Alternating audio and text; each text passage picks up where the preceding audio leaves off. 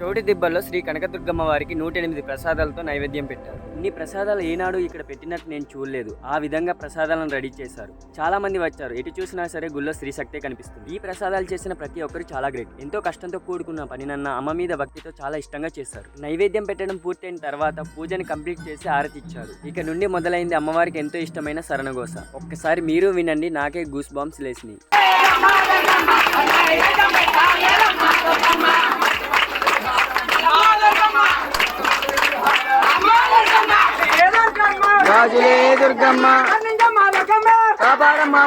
అలా శరణఘోష చెప్తుంటే ఒకరి కాదు ఇద్దరు కాదు ఏకంగా 5గురికే వచ్చేసింది అమ్మవారు. అమ్మకు ఆనందం కలిగి భక్తుల మీద ఉండే అమితమైన ప్రేమతో జనాలతో కలిసి సందడి చేసింది. అలా కాసేపటి వరకు ఆడింది. చివరికి మనం అనుకున్న సమయం అయితే వచ్చేసింది. అదే అండి, అన్ని ప్రసాదాలు చూసి కళ్ళు చెదిరిపోయినాయి కదా. ఎప్పుడెప్పుడు పూజ పూర్తి అవుతుందా, ఎప్పుడు లాగించేద్దామా అని చూస్తున్నాం.